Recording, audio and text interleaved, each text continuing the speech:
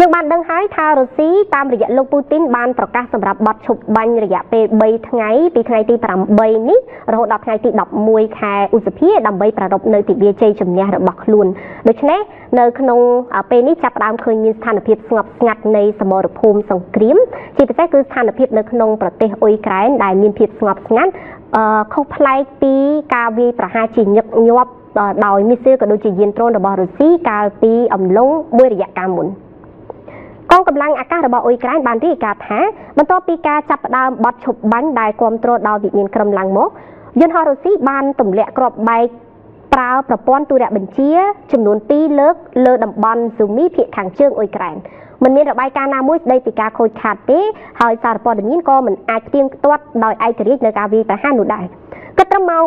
3:45នាទីទៀបភ្លឺថ្ងៃប្រហ័សនេះរដ្ឋធានីគៀវមានសភាពស្ងប់ស្ងាត់ផ្ទុយពី24ម៉ោងមុននោះនៅពេលដែលទីក្រុងនេះពោពេញទៅដោយសំឡេងនៃការផ្ទុះដ៏ធំពីរលកនៃការវាយប្រហារតាមអាកាសរបស់រុស្ស៊ីនិងការបាញ់ប្រឆាំងយានដ្រូនភ្លាមនេះគេមិនទាន់ដឹងច្បាស់ទេថាតើមានការផ្អាកការប្រយុទ្ធនៅជួរមុខរវាងកងកម្លាំងរុស្ស៊ីនិងអ៊ុយក្រែនឬយ៉ាងណាបទឈប់បាញ់របស់រុស្ស៊ីដែលស្របនឹងខួបលើកទី80នៃទិវាជ័យជំនះសង្គ្រាមលោកលើកទី2របស់សហភាពសូវៀតលើពួកណាស៊ីអាល្លឺម៉ង់បានចូលជាធរមាននៅពាក់កណ្ដាលអាត្រៀតចូលថ្ងៃប្រហ័សនេះម៉ោងនៅទីក្រុងមូស្គូអ៊ុយក្រែនមិនបានបដិញ្ញាគោរពបទឈប់បាញ់របស់វិមានក្រមឡាំងនោះទេដោយរិះគន់ថានេះជាការប្រើល្បិចរបស់ប្រធានាធិបតីវ្លាឌីមៀពូទីនដើម្បីបង្កើតចំណាប់អារម្មណ៍ថាលោកចង់បញ្ចប់សង្គ្រាមប៉ុន្តែលោកពូទីននិយាយថាលោកបដិញ្ញាចិត្តសម្រេចឲ្យបាននូវសន្តិភាព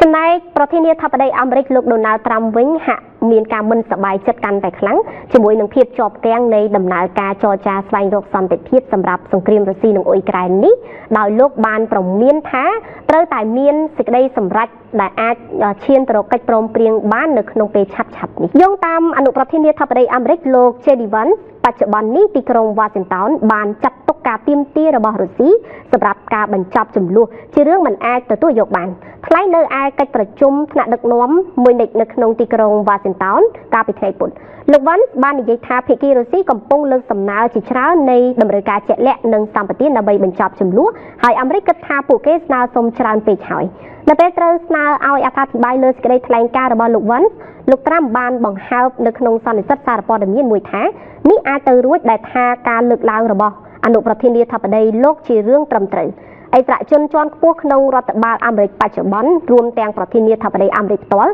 បានគម្រាមថាទីក្រុង Washington ប្រហែលជាត្រូវដើរចេញពីការព្យាយាមសម្របសម្រួលកិច្ចចរចាជុំវិញជម្លោះអ៊ុយក្រែនប្រសិនបើវឌ្ឍនភាពគ្រប់គ្រាន់មិនកើតឡើងនោះតាមសេចក្តីថ្លែងការណ៍បានឲ្យដឹងទៀតថាទីក្រុង Washington បានរៀបចំនៅការដាក់ទណ្ឌកម្មសេដ្ឋកិច្ចថ្មីដែលផ្ដោតទៅលើវិស័យថាមពលនិងធនាគាររបស់រុស្ស៊ីដែលអាចយកធ្វើជាថ្នូរនៅក្នុងកិច្ចពិភាក្សានេះ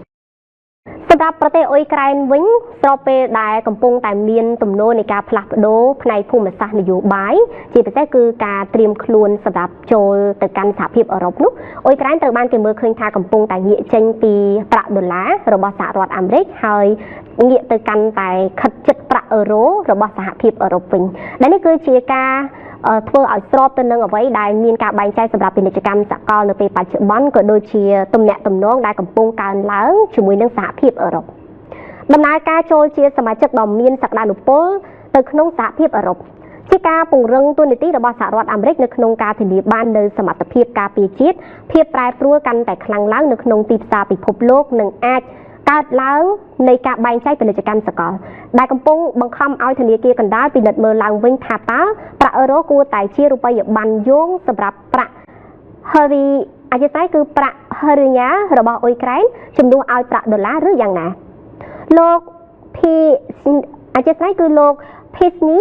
បាននិយាយបន្ថែមថាការងារនេះស្មុគស្មាញនិងទាមទារឲ្យមានការរៀបចំដែលមានគុណភាពខ្ពស់និងអាចប្រើប្រាស់បានប្រាក់ដុល្លារគ្របដណ្ដប់លើពាណិជ្ជកម្មអន្តរជាតិនិងគណនេយ្យសម្រាប់ភាគច្រើននៃទុនបម្រុងពិភពលោកប្រទេសដែលមានសេដ្ឋកិច្ចសំខាន់រួមទាំងប្រទេសអារ៉ាប៊ីសាអូឌីតនិងក្រុងហុងកុងបានដាក់រូបិយប័ណ្ណរបស់ខ្លួនទៅជាប្រាក់ដុល្លារដល់ឡែកវិញយើងបន្តទៅមើលស្ថានភាពនៅប្រទេសរុស្ស៊ីនិងអ៊ុយក្រែនស្របពេលទិវាជ័យជំនះរបស់ប្រទេសរុស្ស៊ីនឹងចូលមកដល់នៅថ្ងៃស្អែកឃើញថាការវាយប្រយុទ្ធគ្នាហាក់មានសភាពស្ងប់ស្ងាត់ប្រិមត្តទូរទស្សនិកជន នៅថ្ងៃនេះឃើញថាបណ្ដាមេដឹកនាំបរទេសជាច្រើនបានទៅដល់ទីក្រុងមូស្គូជាបណ្ដាហើយដើម្បីចូលរួមនៅក្បួនព្យុហយាត្រានៃទិវាជ័យជំនះរបស់ទីក្រុងមូស្គូដែលជាថ្ងៃឈប់សម្រាកដ៏ធំបំផុតមួយដែរក្រៅតែពិធីបុណ្យសាសនានានានៅក្នុងប្រទេសមួយនេះនៅក្នុងនោះគេបានឃើញមេដឹកនាំនៃប្រទេសគុយបាម៉ុងហ្គូលីនិងវេណេស៊ុយអេឡាបានធ្វើដំណើរទៅទីក្រុងមូស្គូនៅមុនពេលការប្រារព្ធទិវាជ័យជំនះរបស់រុស្ស៊ីនៅថ្ងៃទី9ខែឧសភាស្អែកនេះព្យុហយាត្រាឬក្បួនដង្ហែដ៏ធំមួយកាត់តាមទីលានក្រហមនិងពិធីផ្សេងទៀតគូបញ្ជាក់អំពីកិច្ចប្រឹងប្រែងរបស់ទីក្រុងមូស្គូក្នុងការបង្ហាញពីឥទ្ធិពលរបស់ខ្លួននិងពង្រឹងសម្ព័ន្ធភាពដែលខ្លួនបានបង្កើតឡើងខណៈដែលកំពុងស្វែងរកកម្លាំងទប់ទល់ប្រទេសលោកខាងលិចស្របពេលមានចំនួនជាមួយនឹងអ៊ុយក្រែន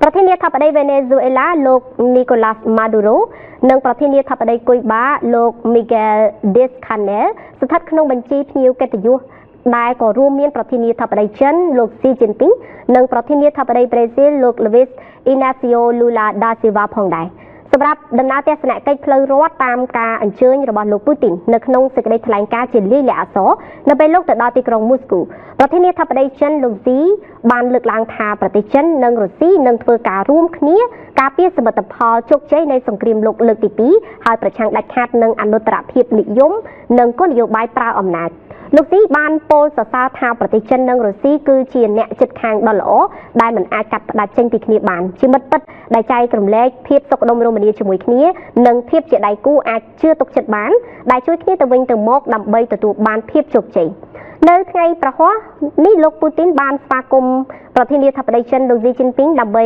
ពិភាក្សាបញ្ហាផ្សេងៗនៅវិមានក្រំឡាំង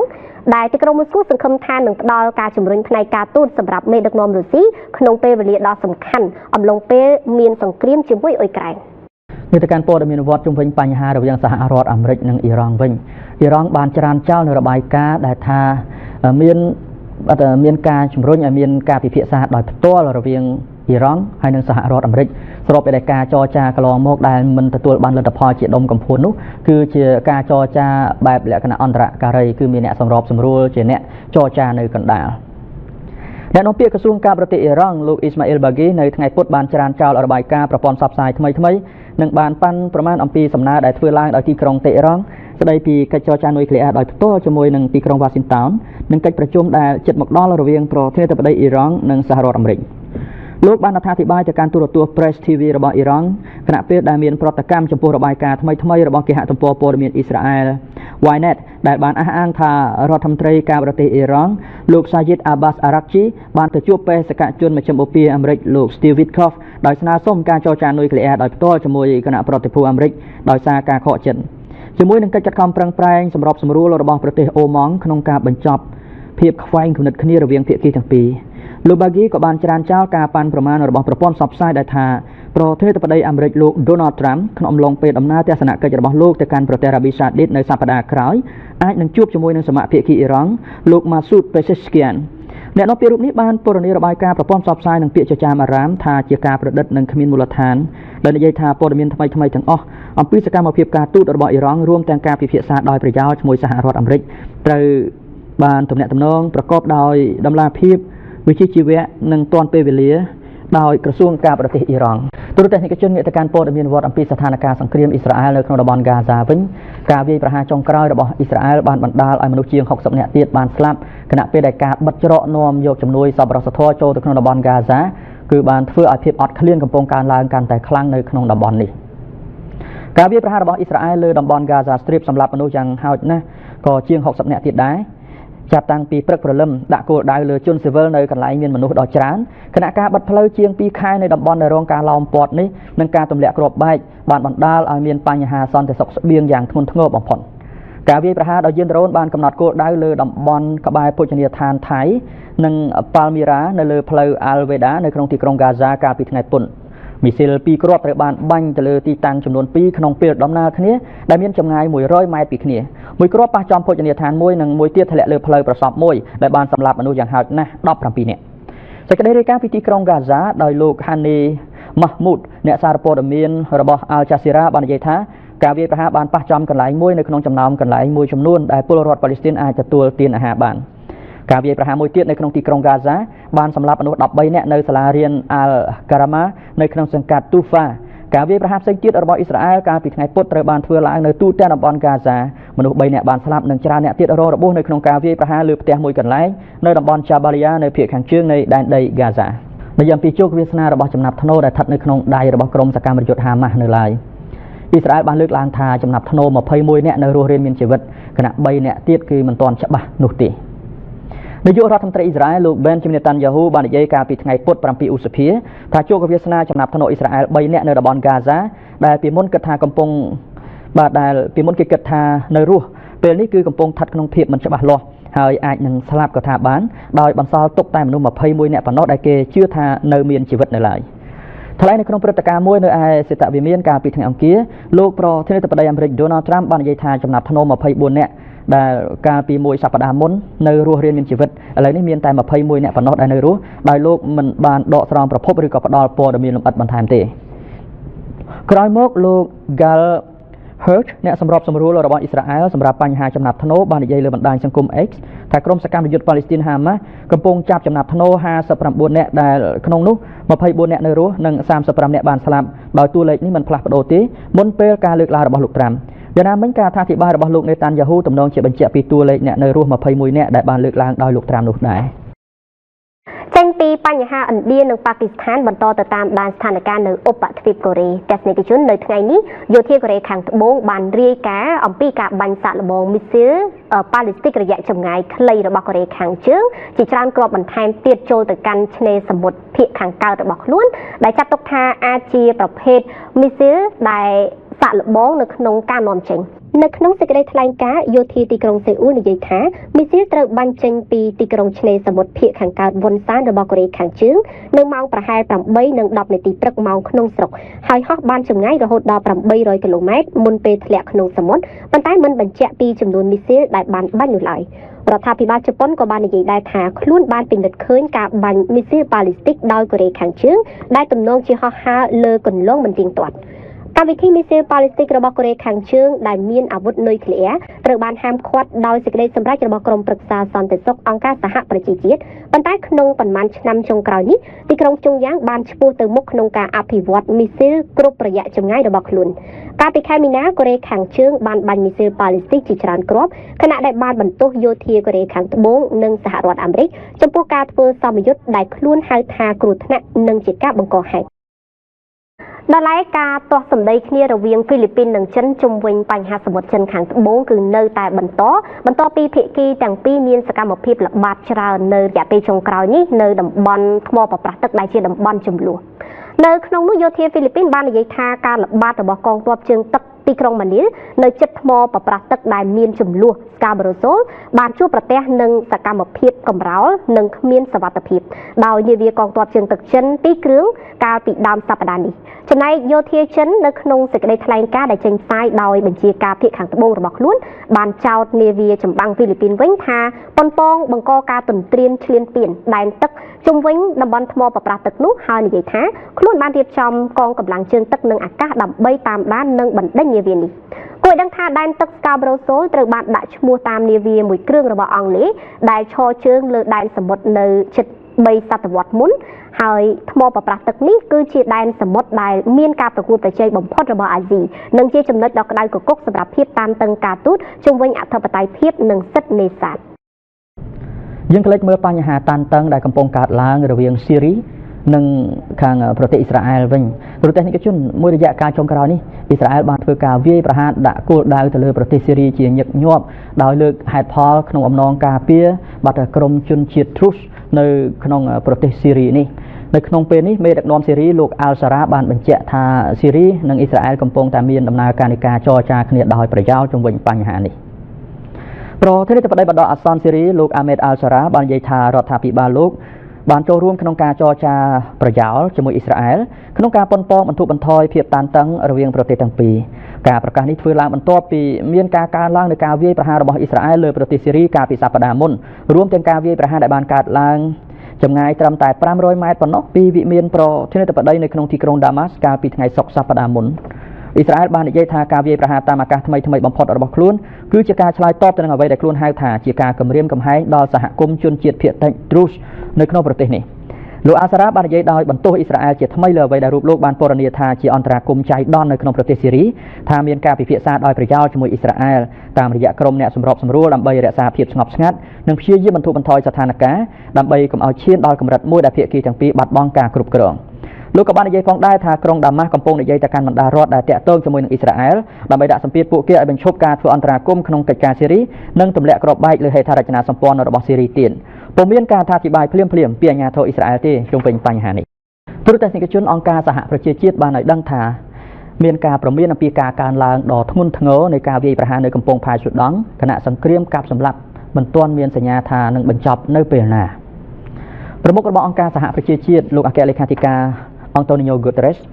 បានបង្ហាញក្តីបារម្ភជាខ្លាំងចំពោះការវាយប្រហារដោយយានដ្រូនលើទីក្រុងសំខាន់ៗរបស់ស៊ូដង់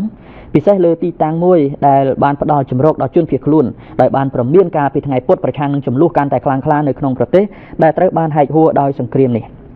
សង្គ្រាមស៊ីវិលស៊ូដង់បានផ្ទុះឡើងជាង2ឆ្នាំមកហើយបើគិតចាប់តាំងពីឆ្នាំ2023មកនឹងបានបណ្ដាលឲ្យមនុស្សរាប់ម៉ឺននាក់បានស្លាប់ហើយបណ្ដាលឲ្យមនុស្សជាង13លាននាក់ភៀសខ្លួននិងបង្កើតនៅអ្វីដែលគណៈកម្មការសង្គ្រោះអន្តរជាតិហៅថាជាវិបត្តិមនុស្សធម៌ធំបំផុតក្នុងកំណត់ត្រា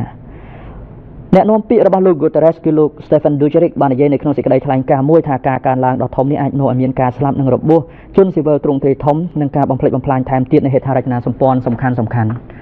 ទីតាំងយុទ្ធសាស្ត្រនៅក្នុងទីក្រុងកំពង់ផែស៊ូដង់គឺ Port Sudan ជាមូលដ្ឋានរបស់រដ្ឋាភិបាលគាំទ្រដោយកងទ័ពលើឆ្នេរសមុទ្រនៃសមុទ្រក្រហម Red Sea ត្រូវបានកំណត់គោលដៅរយៈពេល4ថ្ងៃទៅហើយនៅក្នុងការវាយប្រហារដោយ drone ដែលត្រូវបានស្ដីបន្ទោសលើកម្លាំងគាំទ្ររហ័ស RSF ទីក្រុងកំពង់ផែស៊ូដង់នេះគឺជាច្រកចូលដ៏សំខាន់សម្រាប់ជំនួយមនុស្សធម៌ចូលទៅក្នុងប្រទេសស៊ូដង់